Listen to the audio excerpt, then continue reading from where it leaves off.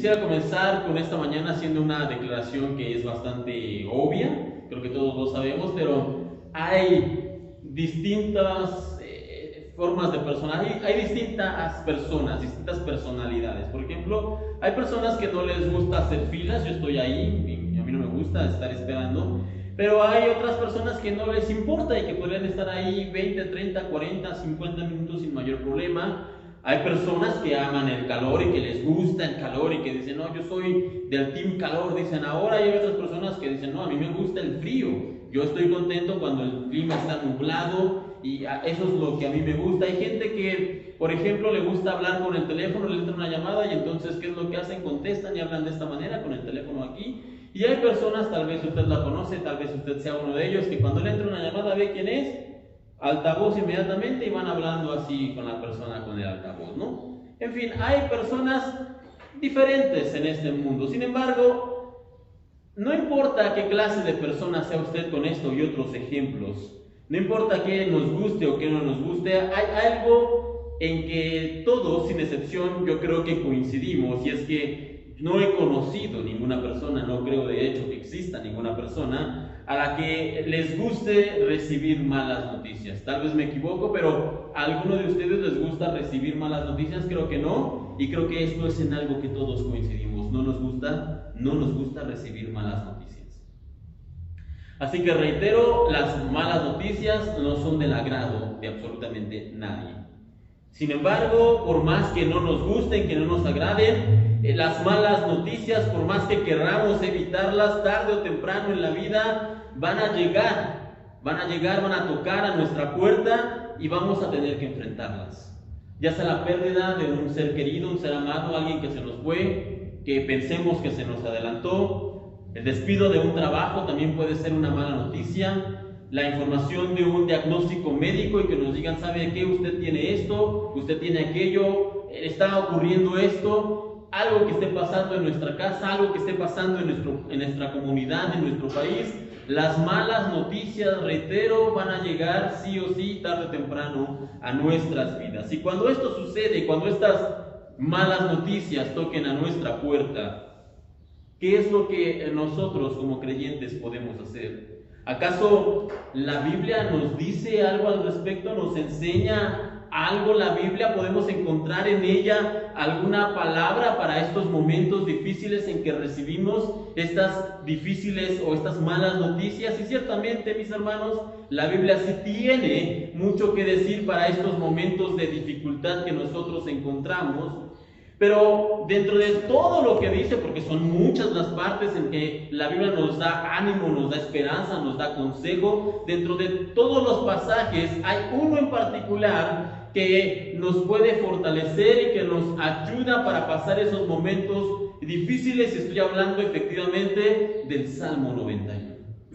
Y en esta mañana, con ayuda de Dios, vamos a ir revisando varios de los versículos que componen este Salmo. Y con la ayuda del Señor, reitero, vamos a intentar comprenderlos de una mejor manera para poder llegar a una mayor profundidad en este Salmo. Así que vayamos para allá, hermanos, vayamos al Salmo 91. Vamos a leer los primeros dos versículos. Este es un Salmo mediano, no es ni largo, no es corto, es un Salmo mediano, tiene algunos versículos, pero vamos a ir poco a poco. Y vamos a comenzar en esta mañana con los primeros dos. Y aquí la Biblia, el salmista escribe, este salmo como tal, no sabemos quién lo escribió, no es un salmo de David, al menos no lo especifica la palabra, no sabemos quién lo escribió, pero quien lo haya escrito seguramente pasó por momentos de dificultad, pasó por momentos de malas noticias, y toda esa circunstancia le llevó a escribir este salmo de esperanza, de confianza y de poder aferrarnos a las promesas de Dios. Y el Salmo 91 en sus primeros dos versículos dice lo siguiente. Lea con su vista, dice aquí Salmo 91, 1 y 2. El que habita al abrigo del Altísimo morará bajo la sombra del Omnipotente. Este es un salmo, como ya les mencionaba, muy conocido. De hecho, hasta tenemos cantos que mencionan estas palabras. Y lo primero entonces en esta mañana que nosotros debemos tener en cuenta para poder enfrentar esos momentos de adversidad y de malas noticias es que los creyentes, es decir, nosotros como humanos somos frágiles. Como humanos, como mortales, necesitamos tener un lugar en donde nos vayamos a proteger y necesitamos, ¿sabe qué? Como lo expresa este salmo, necesitamos nosotros del abrigo del Altísimo. Esa es nuestra necesidad. Aquí escribe el salmista que los creyentes que estén al abrigo del Altísimo han de recibir algo. Aquellos que vayan y estén buscando el cobijo de Dios han de recibir algo. ¿Y qué es lo que van a recibir los que busquen el abrigo de Dios? Han de recibir la sombra, dice aquí, la sombra del Omnipotente. Todo esto es muy poético, hermanos. De hecho, si le quitáramos esta parte poética, básicamente lo que este salmo en su introducción quiere decirnos es: los que busquen a Dios han de recibir el cuidado de Dios. Esto es lo que significa: los que habiten al abrigo del Altísimo morarán bajo la sombra del Omnipotente. El salmista, claro, lo adorna con palabras bellas y poéticas, pero una vez más, lo que está diciendo aquí es aquellos que buscan a Dios, aquellos que buscan al Señor en su momento de dificultad, de necesidad, de malas noticias, han de recibir el cuidado, la ayuda y el soporte de parte del Señor.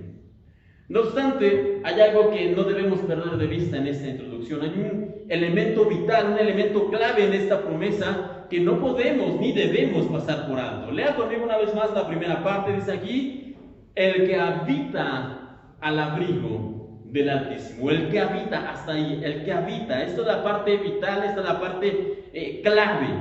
La palabra de Dios aquí es bastante clara. Solamente los que habitan. ¿Y qué es habitar, hermanos?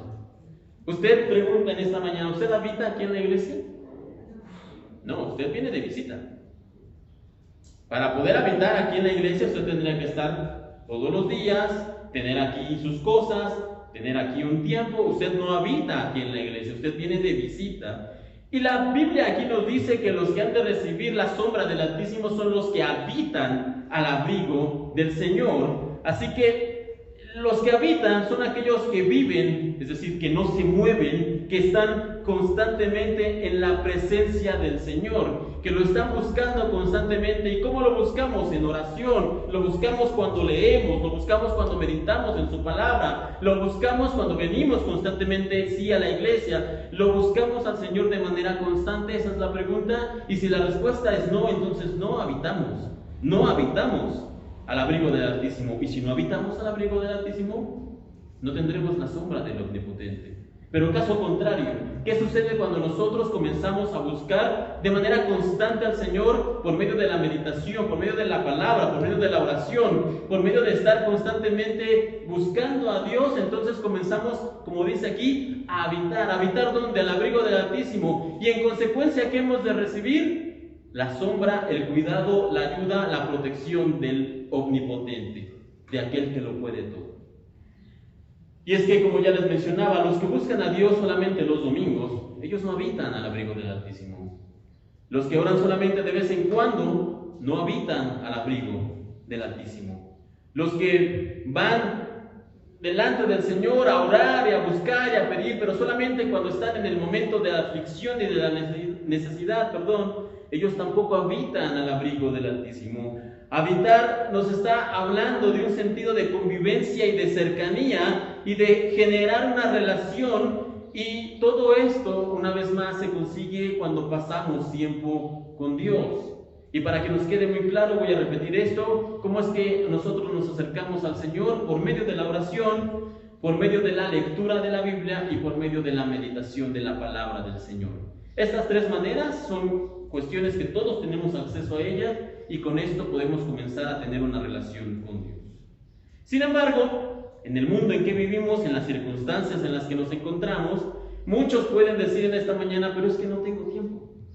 Me levanto temprano, voy en el transporte, llego al trabajo, luego regreso, otra vez transporte, llego cansado, no tengo tiempo para cultivar, para buscar una relación con Dios, no tengo tiempo. No obstante, usted no me dejará mentir: cuando algo realmente nos interesa, cuando algo realmente nos gusta, cuando algo lo buscamos realmente, siempre, sin importar, vamos a encontrar tiempo para poder hacerlo. Si a usted le gusta, por ejemplo, ir al cine, no importa qué tan ocupado esté, va a encontrar el tiempo para poder asistir ahí. Si a usted le gusta ver el fútbol, no importa qué tantos compromisos tenga, siempre va a encontrar el tiempo para poder ver el partido. Así que si nuestra excusa para no buscar a Dios es precisamente es que no tengo tiempo, lo que realmente estamos diciendo, ¿sabe qué es? No me interesa buscar a Dios. Porque tiempo siempre nos podemos buscar, siempre podemos hacernos un espacio, ya sea un poco más temprano, ya sea por la tarde, ya sea en un lugar a veces no tan idóneo, entre comillas, no tan ortodoxo, ¿ok? Conocí a una persona que decía que él tenía 4 hijos en casa, no era una casa muy grande, tenía a su esposa, y decía, la única manera y el único tiempo que yo tengo para poder encontrarme con el Señor es levantarme 1 hora antes que todos, y para que no me interrumpan, me encierro en el baño para poder buscar al Señor. Así que reitero, no es una cuestión de tiempo, es una cuestión de ganas y de amor y de realmente buscar al Señor.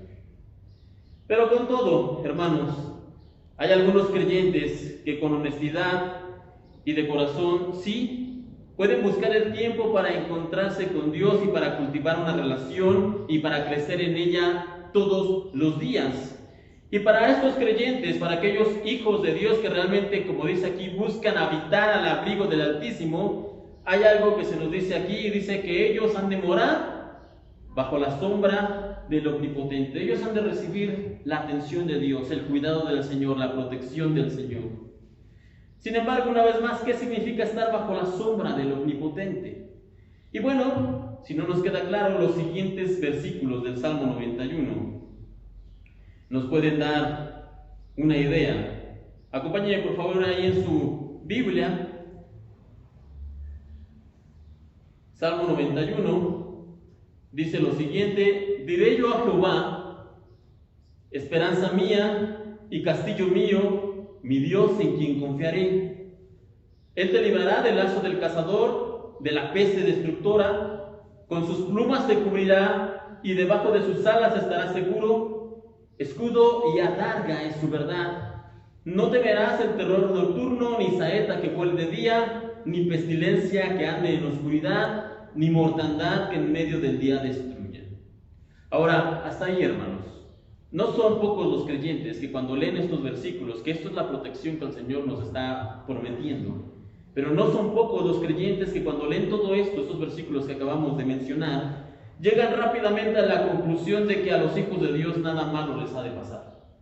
Es que aquí dice que no me va a llegar pestilencia ni saeta, que el Señor es mi escudo, que Él es mi protección, y por lo tanto la conclusión de estas personas es que absolutamente nada malo puede llegarles a pasar. Y eso, ¿sabe qué? No es de extrañarse, es un error muy común. ¿Sabe quién más llegó a esta conclusión, a este error? De pensar de que podemos hacer lo que sea, de todos modos Dios nos va a proteger. ¿Sabe quién más llegó a esta conclusión?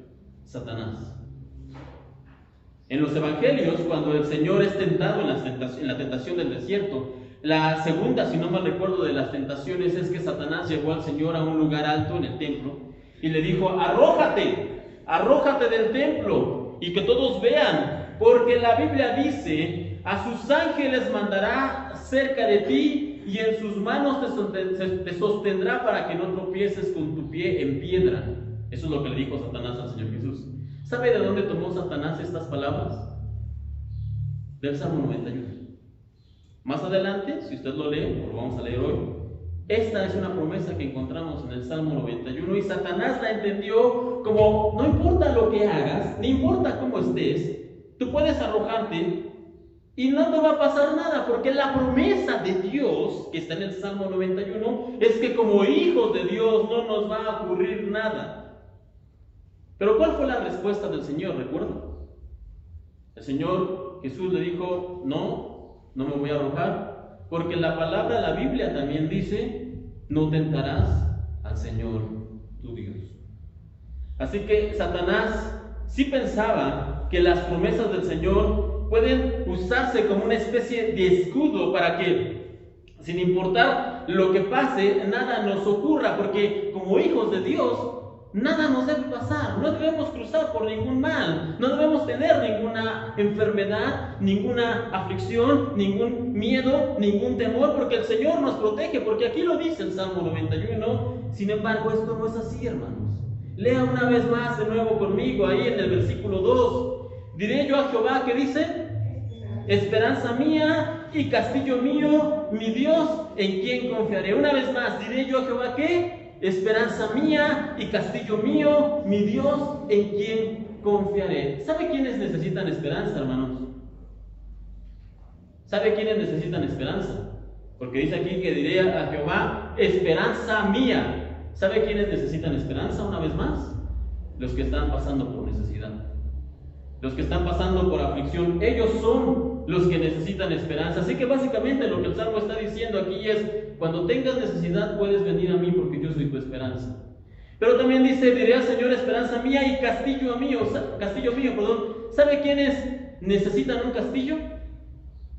Los que viven cómodamente, los que no tienen ningún problema, no necesitan un castillo. Hoy en día, problema muchas veces de las princesas Disney, vemos a los castillos como algo majestuoso, lindo y bonito. Pero los castillos en la antigüedad, mis hermanos, no eran un lugar para las princesas y los bailes. Se podían hacer, sí, pero los castillos eran fortalezas. Los castillos eran lugares en donde el pueblo podía acudir para refugiarse cuando se encontraban bajo asedio, en guerras, en batallas.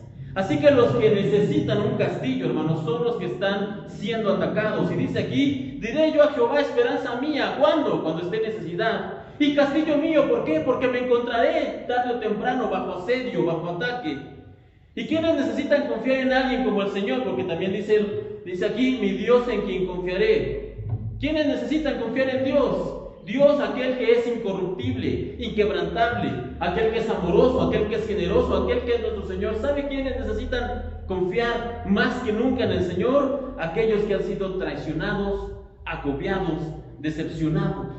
Así que, hermanos, estas promesas que encontramos aquí, diré yo a Jehová, esperanza mía y castillo mío y mi Dios en quien confiaré, las leemos muchas veces por encima, pero no terminamos de entenderlas. Pero realmente lo que está diciendo aquí el Señor es, cuando estés pasando por angustia, por necesidad, por aflicción, yo puedo ser tu esperanza, yo puedo ser tu castillo y tú puedes confiar en mí.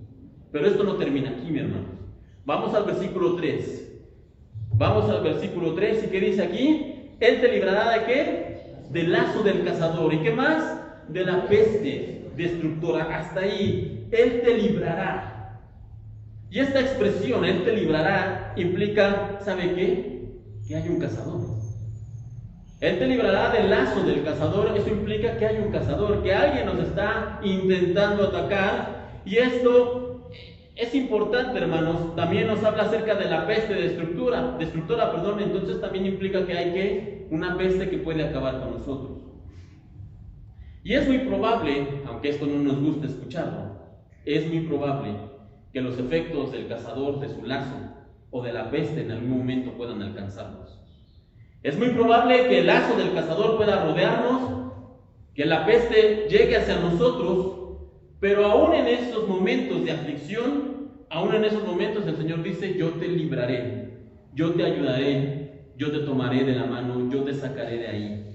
No antes, obviamente, sin haber pasado por un momento de prueba posiblemente, por un momento de aflicción, por un momento de dolor, por un momento de desesperación. Es posible que nosotros tengamos que pasar por esos momentos de valle de sombra de la muerte, en donde a veces no sabemos qué es lo que va a pasar el día de mañana, en donde nos sentimos agobiados, en donde el aire nos falta, en donde no podemos dormir, en donde realmente la preocupación se cierne sobre nuestras espaldas. Y eso quiere decir que el Señor se olvidó de nosotros. No, hermanos, eso quiere decir que el Señor lo está permitiendo, pero Él te librará. Llegado el momento del lazo del cazador y de la peste destructora, solamente tenemos que hacer una cosa: esperar y confiar. Y es que, mis hermanos, confiar en Dios y esperar en Él no significa, y escuche muy bien, no significa que nada malo va a pasar en tu vida. Confiar en Dios y esperar en Él no significa que nada malo vaya a pasar en tu vida. No significa que no vamos a tener que pasar en algún momento por las pruebas, ni significa que vamos a vivir en esa burbuja especial en la cual nada nos va a pasar. Esto no significa. Confiar en Dios es comprender que Él nos va a estar acompañando aún en las dificultades, que Él está en nuestro lado aún en el día de la aflicción, que Él nos va a ayudar a soportar la prueba, que Él nos va a dar la fuerza para salir de la adversidad.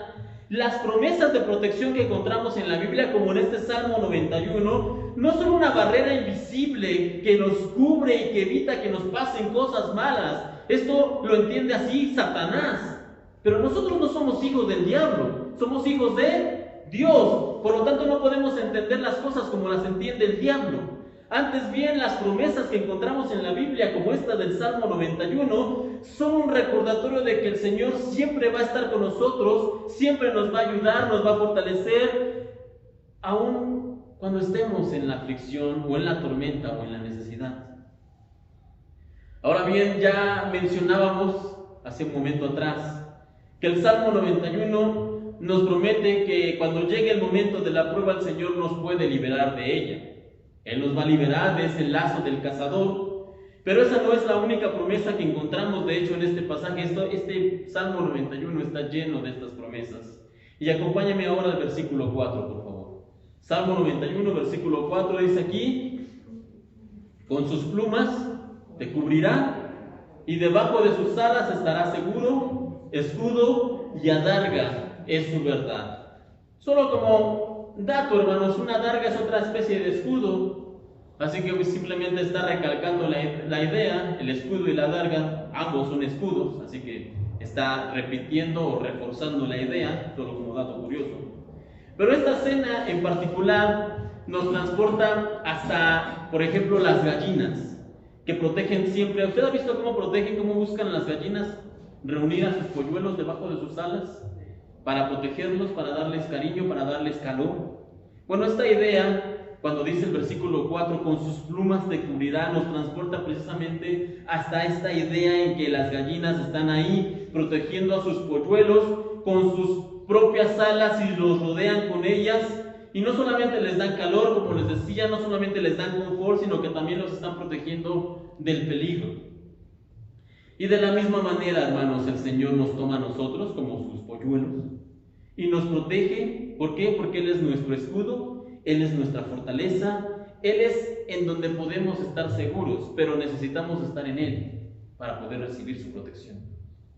Y como este recordatorio de la ayuda que podemos recibir de Dios, el Salmo 91 tiene muchos. Acompáñenme a leer una vez más. Vamos a leer ahora los siguientes versículos 5, 6 y 7 y hasta el 8. Y todos estos, hermanos, son recordatorios de una misma idea: el Señor nos protege. El versículo 5 dice: no temerás al terror nocturno, ni saeta que vuele de día, ni pestilencia que ande en oscuridad, ni mortandad que en medio del día destruya.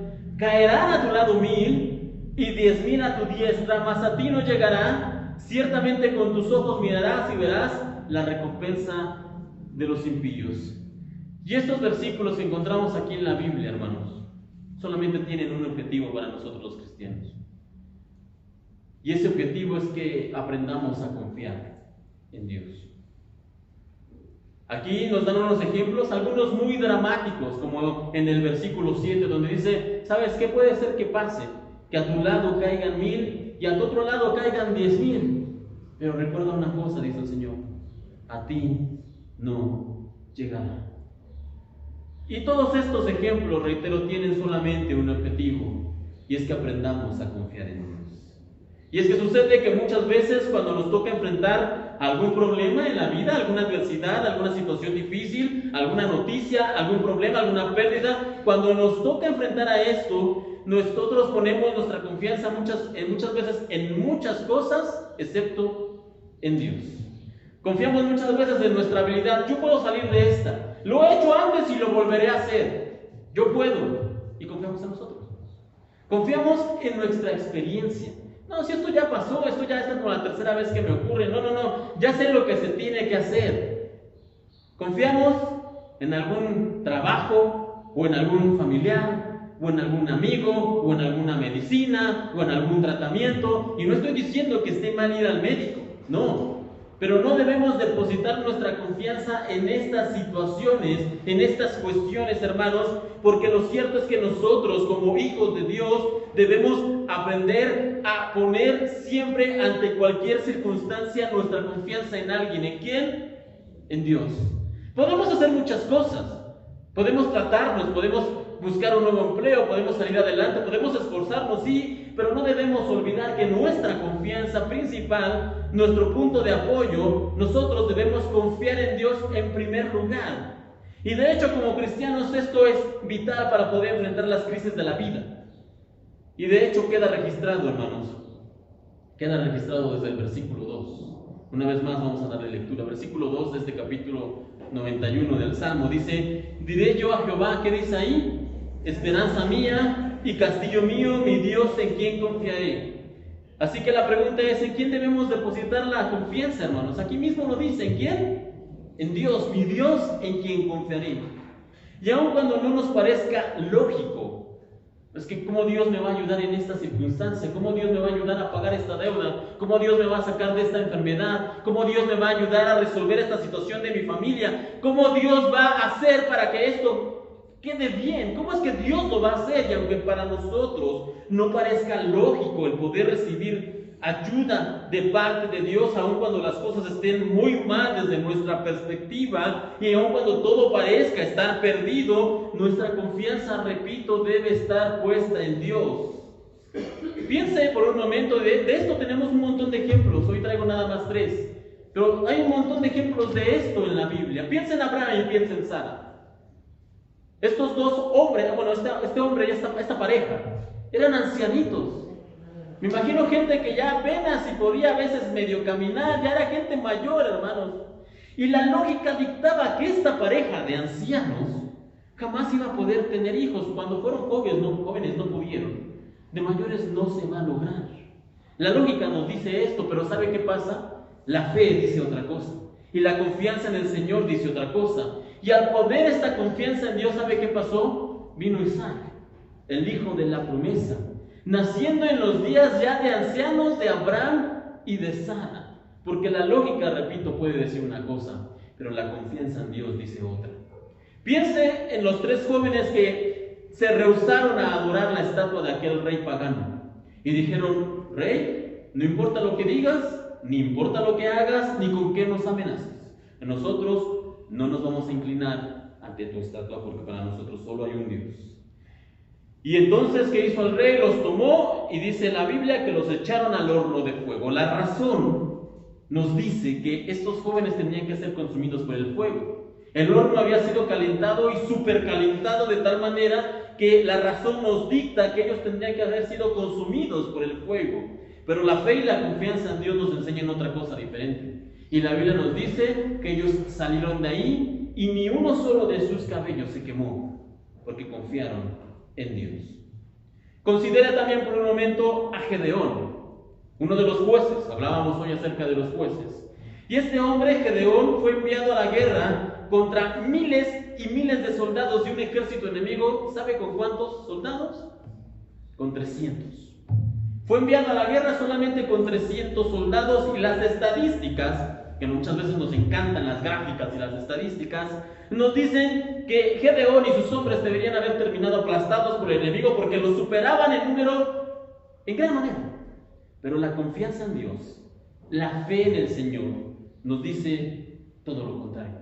Que la victoria no depende de caballos, ni de carros de guerra, ni de la multitud de gente que tengamos a nuestras espaldas, sino que la victoria depende de Dios. Y Él se la da a quien Él quiere. Así que, repito, la lógica nos puede decir muchas cosas, pero la confianza en Dios tiene la última palabra. ¿Y qué hay en común, hermanos, en estos hombres que acabamos de mencionar, en estos hombres y mujeres? Y tantos hombres y mujeres encontramos a lo largo de la historia, hombres y mujeres de fe. ¿Qué hay en común? Y el factor común en todos ellos, hermanos, es que depositaron su confianza en Dios. No en su fuerza, no en su trabajo, no en su experiencia, no en otros hombres, sino que ellos depositaron su confianza en Dios. Y el salmista lo expresa de la siguiente manera. Acompáñenme en el versículo 9, ahí Salmo 91. Salmo 91, versículo 9 y 10. Leemos lo siguiente: porque has puesto a Jehová, que es mi esperanza, al Altísimo por tu habitación. No te sobrevendrá mal, ni plaga tocará tu morada. Y aquí la Biblia nos dice: Jehová es mi esperanza, Jehová el Altísimo es mi habitación. Y otra versión más actual de la Biblia, la Nueva Traducción Viviente, lo traduce de la siguiente manera, hermanos: el Señor es mi refugio y el Altísimo es mi resguardo. Y es que cuando nosotros depositamos nuestra confianza en el Señor, cuando ponemos nuestra fe en Él, cuando tenemos toda nuestra esperanza en Dios, ¿sabe qué podemos hacer? Lo que toca hacer para nosotros es descansar. Podemos tener paz, podemos estar seguros. El problema no va a desaparecer. La situación que vamos a estar enfrentando, ahí va a estar, hermanos, no se va a ir, no va a irse de la nada, va a continuar ahí, pero nosotros tenemos que aprender a soltar esos problemas y a descansar en Dios y a permitir que Él actúe, que Él haga la obra. Y es que nosotros estamos tan acostumbrados a querer hacer las cosas por nuestra propia mano, por nuestra propia cuenta. Queremos todo el tiempo tener el timón del barco y ser quienes hacen, entre comillas, que las cosas sucedan. Estamos tan acostumbrados y la vida nos dice que debemos hacerlo, que nos cuesta realmente ceder el lugar al verdadero capitán de la vida, que no somos nosotros, es Dios. Nos cuesta trabajo cederle el timón a Él y decirle: Señor, yo confío en ti y yo espero en ti, haz tú lo que tengas que hacer. Sin embargo, si nosotros queremos realmente descansar en Dios, tenemos que aprender a dejar nuestras cargas delante del Señor, tenemos que aprender a confiar en Él y que Él hará, y tenemos que aprender a soltar y a esperar en Dios. Y si nosotros realmente podemos hacer esto, hermanos, va a ocurrir lo que leemos en el versículo 11 de este Salmo 91. Cuando nosotros le dejamos a Dios las cargas, le dijimos: Señor, este es tu asunto. Señor, yo confío en ti, descanso en ti y espero en ti y espero que tú hagas. Pero cuando realmente aprendemos a soltarlo de verdad, ocurre esto. Versículo 11, Salmo 91. Dice que cuando nosotros le soltamos las cosas a Dios, Él hará lo siguiente: pues a sus ángeles, versículo 11, a sus ángeles mandará acerca de ti, que te guarden en todos sus caminos, en las manos te llevarán para que tu pie no tropiece en piedra. Hermanos, esto no es un reto que le ponemos a Dios, no es algo que decimos: bueno, tú me vas a cuidar, no importa lo que haga, no importa lo que pase, Dios me tiene que cuidar. Repito, esta es la manera de pensar del diablo, no del Señor. Pero cuando nosotros le decimos: Señor, tengo estos problemas, tengo este diagnóstico médico, tengo esta situación en casa, tengo esto que me está pasando y no puedo hacer nada por ello, yo no puedo hacer nada por ello, pero vengo adelante de ti a presentarlo, a ponerlo a tus pies y lo dejo, y tú harás lo que tengas que hacer. Yo descanso en ti, espero en ti, confío en ti plenamente. Cuando decimos esto realmente de corazón, dice la palabra que Él enviará a sus ángeles y que Él nos tomará de la mano y que Él nos guardará en el camino y que Él hará que nuestro pie no tropiece, no resbale. La promesa de ayuda y de protección de parte del Señor, hermanos, es bastante clara. Pero esta solamente puede activarse, por decirlo de alguna manera, cuando nosotros ponemos toda nuestra confianza en Él. No un poco de nuestra confianza, ni la mitad de nuestra confianza, ni casi toda nuestra confianza, sino toda nuestra confianza en Él.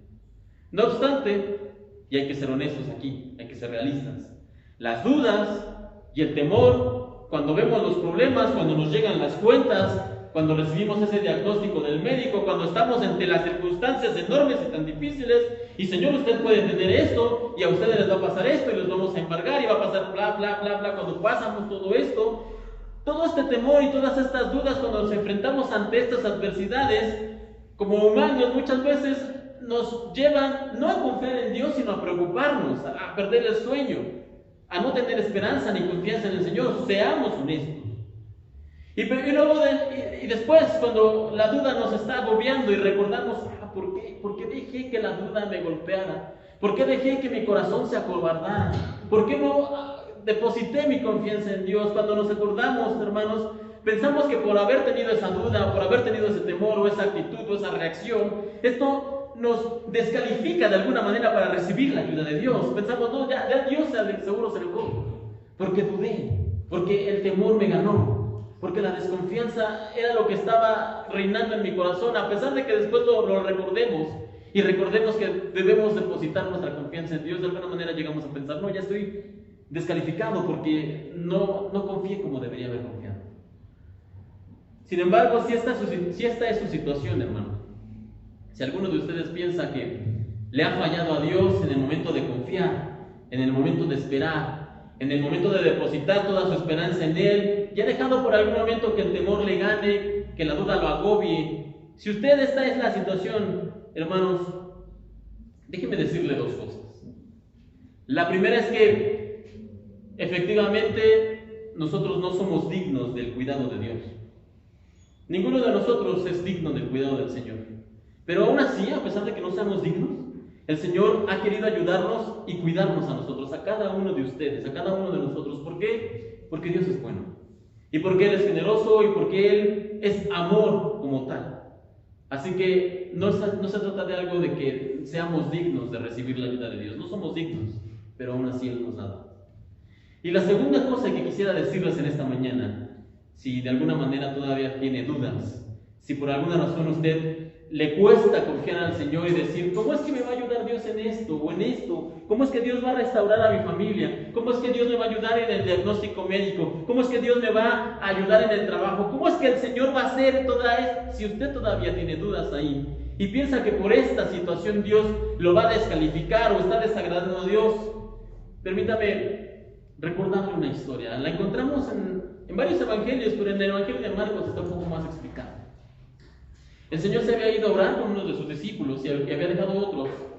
Y estos discípulos que había dejado habían estado sanando a muchas personas, pero había una en particular que no habían podido sanar, un niño. Y este niño se nos dice que estaba con un demonio. Y este demonio, explica más adelante el padre, que muchas veces tomaba al niño y hacía que se aventara al fuego o que se golpeara, hacía sufrir al niño. Entonces el padre llevó al niño con los discípulos, no estaba el Señor Jesús. Y los discípulos intentaron echar fuera el demonio, pero no pudieron. Después el Señor Jesús llegó. Y él, viendo el alboroto, pregunta al Señor, ¿qué pasa? Y le explican todo esto. Y le dicen, Señor, nosotros intentamos liberar al niño, pero no pudimos. No sabemos qué falló, dicen los discípulos. No sabemos qué pasó. Cuando el Padre ve al Señor Jesús, se acerca y le dice lo siguiente, versículo 22 de Marcos capítulo 9. Imagine usted, póngase por un momento en la situación del padre. El padre está desesperado, el padre ama a su hijo, por supuesto que sí, y quiere lo mejor para su vida, y se da cuenta que los discípulos no han podido sanar a su hijo, entonces el padre está desesperado, pero de alguna manera la fe posiblemente le está fallando, porque él esperaba que los discípulos lo sanaran y no había podido. Y entonces cuando ve ese padre al Señor Jesús, se acerca a Marcos 9, y le dice lo siguiente, ten misericordia de nosotros y ayúdanos si puedes, le dice el Padre al Señor Jesús. La respuesta del Señor es la siguiente, ¿cómo que si puede? Preguntó Jesús. Todo es posible si uno cree. Al instante, hermanos, continúa el relato, dice, al instante el Padre clamó, sí creo, dice el Padre, pero ayúdame a superar mi incredulidad. Y es que el padre de esta historia, hermanos, tenía una necesidad enorme, quería que su hijo fuera sanado, pero ¿sabe qué? Su fe era tambaleante. Tenía una necesidad enorme, pero su fe se tambaleaba entre el creo y no creo, así estaba su fe, y él mismo lo reconoce delante del Señor Jesús. Y ante esto, ¿cuál es la reacción de nuestro Señor? ¿Acaso el Señor se enoja? ¿Cómo es posible que me traigan a este incrédulo? Quítenlo de mi vista. ¿Esa es la reacción del Señor? ¿O acaso lo manda de vuelta a su casa y le dice, no, hasta que no tengas el 100% de fe, no regreses, porque entonces no voy a sanar a tu hijo? Esa es la respuesta del Señor, nuestro Señor. Hermanos, el Señor nos conoce mejor que nosotros mismos. Y el Señor sabe cuando fallamos y cuando dudamos y cuando el corazón en la fe dentro de nosotros se tambalea. Y el Señor lo sabe, y aún así Cristo ayuda a este hombre, no solamente en su milagro, sino también en la fe. Y en esta mañana, hermanos, yo no sé por qué estás atravesando cada uno de ustedes. Yo no sé cuál es la prueba que esté cargando cada uno de ustedes. Pero lo que sí sé, porque soy humano al igual que ustedes, es que muchas veces la fe puede ser como la de este padre tambaleante. Y sí sé, porque también a mí me ha ocurrido muchas veces, que puede ser que de alguna manera creamos que el Señor nos puede ayudar, pero al minuto siguiente creamos que a lo mejor no vamos a salir de esta. Porque así a veces es nuestra fe. Como humanos tambaleamos. Pero si ese es su caso, hermanos, Si este es tu caso, si tienes una gran necesidad, pero también tienes una fe que está tambaleando, yo te invito a que lo reconozcas delante del Señor, como hizo este padre. Señor, yo creo que me puedes ayudar, yo creo que me puedes sacar adelante, yo creo que puedes ayudarme en esta situación, yo creo que puedes darme la fortaleza en este caso. Yo creo, Señor, pero ayúdame en mi incredulidad, porque creo y al siguiente minuto me falta la fe. Creo y al siguiente minuto no creo que me pueda sacar adelante. Creo y al siguiente minuto me agobian los problemas y las circunstancias y entonces me desanimo. Creo pero no creo. Y Señor, ayúdame en mi incredulidad. Si ese es tu caso, haz lo mismo que este padre. Porque has de recibir la misma reacción que recibió este padre. No una reprimenda, no un enojo, no un grito, sino un Señor amoroso que lo toma y le dice: vamos a sanar a tu hijo, tráelo tú, vamos a expulsar a este demonio. No importa si la fe te está fallando, no importa si crees pero al siguiente minuto no crees, no importa lo que traigas aquí cargando, yo te voy a ayudar, dice el Señor. Porque nuestro Dios, hermanos, es un Dios que nos comprende. Ya para terminar, en los versículos finales del Salmo 91 nosotros podemos encontrar una confirmación de la recompensa que hemos de recibir cuando realmente ponemos nuestra confianza en el Señor. Salmo 91, versículo del 14 en adelante. Dice aquí: por cuanto en mí ha puesto su amor, yo también lo libraré. Le pondré en alto por cuanto ha conocido mi nombre. Me invocará y yo le responderé. Con él estaré yo en la angustia, lo libraré y le glorificaré, le saciaré de larga vida y le mostraré mi salvación. Cuando nosotros, hermanos, depositamos plenamente nuestra confianza en el Señor, cuando descansamos realmente en Él y esperamos que el Señor sea quien actúe, vamos a ser liberados del agobio y la aflicción. ¿Por qué me voy a agobiar o preocupar si el Señor está trabajando en mi casa? Vamos a ser levantados por encima de los problemas, y los problemas no van a desaparecer, hermanos, pero no es lo mismo ver los problemas así, cara a cara, que verlos por encima. No es lo mismo, no es la misma perspectiva, porque siempre hay un ejemplo que ponen a veces en situaciones como esta. Si usted va en un camino y de repente ve una piedra gigante de 3,5 metros y ve que está estorbando el camino y la ve de frente, usted va a ver un problema enorme, una piedra que no puede pasar. Pero si usted subiera 5, 6, 7, 10 metros, si usted tuviera la perspectiva de Dios, esa piedra, ¿sabe cómo se va a ver? Como un pequeño grano de arena. Así que la Biblia dice que si nosotros confiamos en Dios, seremos levantados por encima de nuestros problemas, por encima de nuestras dificultades, y la perspectiva de ellos va a ser distinta. Nosotros también podremos ver la ayuda de Dios cuando la pidamos. Me invocará, dice el Salmo, y yo le responderé. Es una promesa de Dios: me invocará y yo le responderé. Contigo estaré en el día de la angustia. Y eso significa que tendremos la compañía del Señor, aún en medio de la peor de las tormentas. Y al final de todo, al final, ya en la eternidad, cuando nos sea concedido por gracia estar con el Señor, dice aquí el Salmo que seremos saciados de larga vida y por fin podremos disfrutar de la salvación que el Señor nos ha regalado. Así que, hermanos, vamos a terminar esta mañana con una oración, pero vamos a orar en este caso con una cuestión muy particular. Como les decía, desconozco cuál es la situación como tal que puedan estar cargando. Puede ser que ya la hayan externado, pero puede ser que sea otra u otras. Pero lo que no desconozco es el corazón del hombre, porque yo soy humano como ustedes. Lo que no desconozco es que a veces nos cuesta confiar en Dios. Lo que no desconozco es que a veces la duda nos invade más que la fe. Lo que no desconozco es que a veces nos cuesta realmente soltar el problema y esperar en Dios. Así que en esta mañana vamos a terminar orando para pedirle al Señor que Él nos ayude y nos permita confiar en Él plenamente. No un poquito, reitero, ni a poner más o menos nuestra confianza, ni media confianza, sino toda nuestra confianza en Él, a esperar plenamente en Él, a descansar plenamente en Él, y que esa sea nuestra oración. Así que les voy a pedir que nos pongamos de pie, hermanos,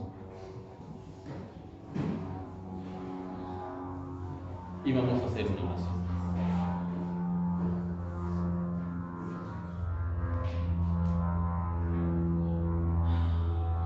Bendito Dios, te damos gracias por la vida, pero también en esta mañana reconocemos que en esta vida tenemos muchas dificultades, problemas, aflicciones, dolor, incertidumbre, temor, porque es parte inherente de la vida, Señor. Pero también tu palabra, como el Salmo 91 y otras muchas porciones, nos recuerda de tu cuidado, de tus promesas, de tu protección. Pero a pesar de que podemos leerlo, aprenderlo, memorizarlo, a veces escapa de nosotros. Cuando nos enfrentamos ante el día más oscuro de la vida, sin importar cuántos versículos sepamos o cuántas predicaciones hayamos escuchado, a veces nos congelamos por el temor, la angustia nos invade, la dificultad nos agobia y el peso de la prueba nos hace quedarnos paralizados, Señor. Y te pedimos perdón por ello. Te agradecemos porque tú nos comprendes. Y reconocemos como aquel padre que llevaba a su hijo endemoniado, Señor, nos falta la fe. Ayúdanos en nuestra incredulidad. Creemos, pero a veces la incredulidad nos gana. Y en esta mañana queremos pedirte, Señor, que nos ayudes a creer y a confiar. Que nos ayudes a esperar en ti, que nos ayudes a depositarnos completamente en ti, a descansar en ti, a creer realmente que tú estás trabajando y obrando, a confiar plenamente en ti, a esperar en que tú nos amas, en que tú estás buscando, como dice tu palabra, tienes un perfecto propósito para nosotros, planes de bien, planes de paz, y que podamos tenerlo esto presente y descansar en ti, a pesar de que, como también dice este Salmo 91, a nuestro lado caigan 1000 y a nuestro otro lado caigan 10,000, aún a pesar de que veamos toda la destrucción, la peste, la saeta, la guerra, Señor, a pesar de todo, que podamos confiar y descansar en ti. Esto no es fácil, ni mucho menos es algo que podamos hacer por nuestra propia cuenta. Por eso es que en esta mañana venimos a pedirte que tú nos ayudes a esperar y a confiar en ti, a descansar plenamente en tus palabras, en tus promesas, y que podamos ver la recompensa, que podamos disfrutar, Señor, de tu cuidado, y que podamos realmente confesar, testificar a otros, Señor, que tú puedas ayudarnos cuando confiamos y descansamos plenamente en ti. Ayúdanos, es lo que te pedimos ahora. Nos ponemos en tus manos para este domingo, para esta semana que inicia, pidiéndote que tú nos guardes, que tú nos protejas, que tú nos des salud, que tú nos des paz, que tú nos des energía, que tú nos ayudes y nos lleves y nos traigas con bien, y que tú nos des la fuerza para seguir adelante. Es lo que te pedimos ahora, bendito Dios, en el nombre de tu Santo Hijo, el Señor Jesucristo.